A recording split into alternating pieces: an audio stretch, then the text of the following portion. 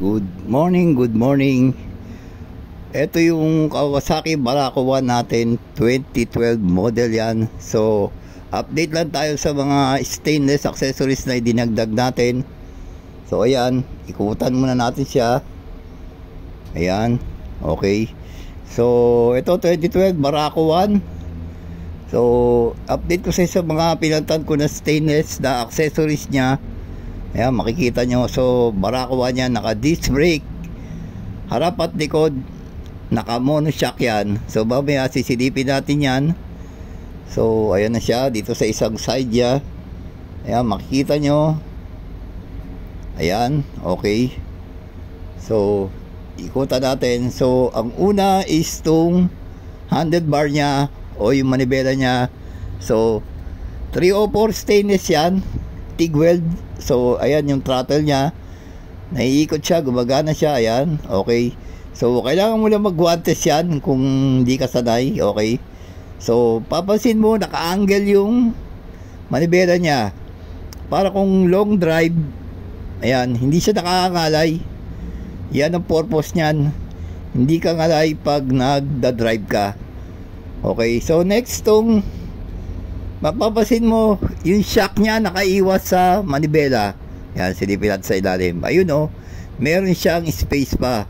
So, pag magtataas ka ng magbaba ka ng shock, hindi sasayad yung manibela sa shock. So, dito pa sa isa, silipin natin. Ayun o, may allowance din yan.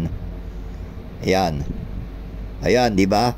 So, may allowance siya, hindi siya sasayad sa manibela. Okay.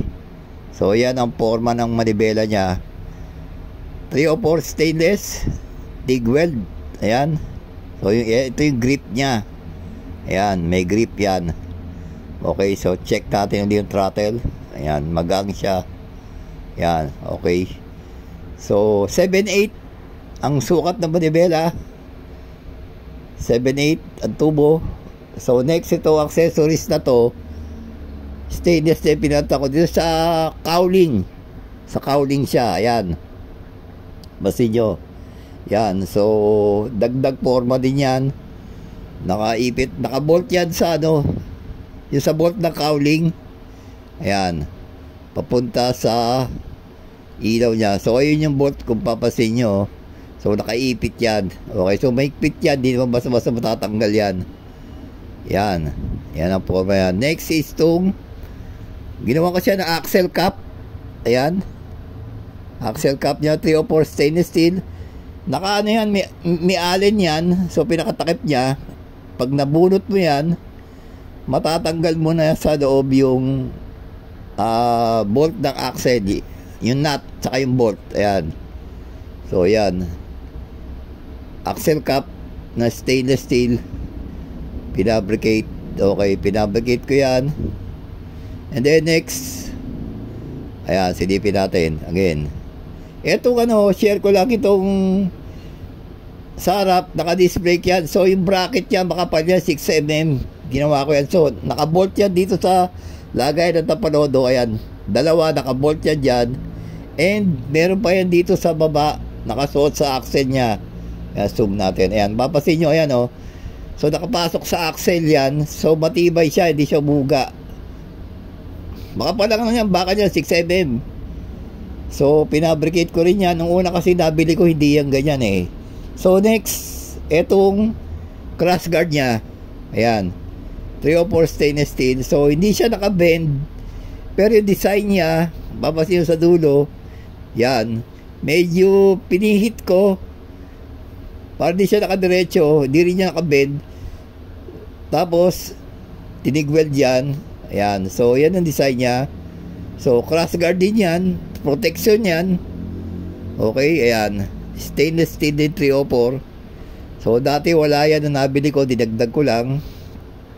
Ayan, so ayan, so and next is itong shifter niya, 304 stainless yan na 1 inch na flat bar na 3/16 makapal yan. Okay, so ayan, shifter niya stainless na. Ayan, so nakabend, papansin nyo. Ayan, nakabend siya. And yeah, primera, segunda, okay. So neutral, yeah, balik sa neutral. So stainless na yan. And makapal ang bakal. Okay. So next itong chain guard niya. Ayan. 0.7, 304 stainless din yan. So ginawa ko ng design yan. Ito, papasin nyo. Ayan. Merong ano yan, merong design yan na ito, yan, oh. Pinadaan sa bead roller yan para magkaroon siya ng para groove. Ayan, oh. Bead roller. And yan, close up natin. Ayan, may design siya para siya may groove, di ba? And ito, naka-bend yan sa bender. Ayan. So, yan yung cross guard na ginawa ko. I'm sorry, chain guard pala. Chain guard. Next, itong carrier niya, binago ko na rin. Pinanta ko na stainless 304 yan. Ginamitan ko lang siya ng elbow kasi mahirap i-bend yung ano eh. Yung kanto na masyadong gipit. So, ginamitan ko ng elbow yan. Yan, so yan ang format 304 yan. So ito 7/8 at tubo. Tapos 3 ports. Ito 1/2.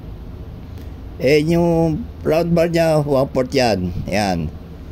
So ito kulang pa ng tornilyo kasi gagagawa ko lang eh. Pero meron ng tornilyo lahat yan. So ikutan natin ulit. Ayan, 304 stainless steel carrier stainless. And dadagdag ko pa to sa baba. So disc brake din yan. Napalitan ko na yung caliper niyan kasi nung una hindi yan ganyan. Ayan, ang papasin nyo. Ayan. Pero yung rotor palitin na. Papalitan ko yan. So itong bracket nito binago ko rin. Pati itong master pinalitan ko na yan. So pangapal din niya 6mm yung bracket. Hindi yan umuga. So ayan yung preno. Okay. O ayan, gumagana yan. Malakas naman yung preno niya. Lalo sa harap. And next itong monoshock niya, pinalitan ko na rin yan. Pati yung bracket niya, to silipin natin yung monoshock niya. Ayun, no. Maganda yung monoshock niya. Ayan, bago yan, bagong palit yan. So, pati yung adjustment niya sa baba, maganda. And yung bracket niyan, pinalitan ko rin, 6mm na makapal, oh, papasin nyo. Dati hindi ganyan yan. Kasi yung napagbili ako na ito, hindi mo marunong gumawa eh. Ayan. So naka-monostock siya. So sana po nagustuhan itong video na to. Paki-like, paki-share, paki-subscribe, and God bless.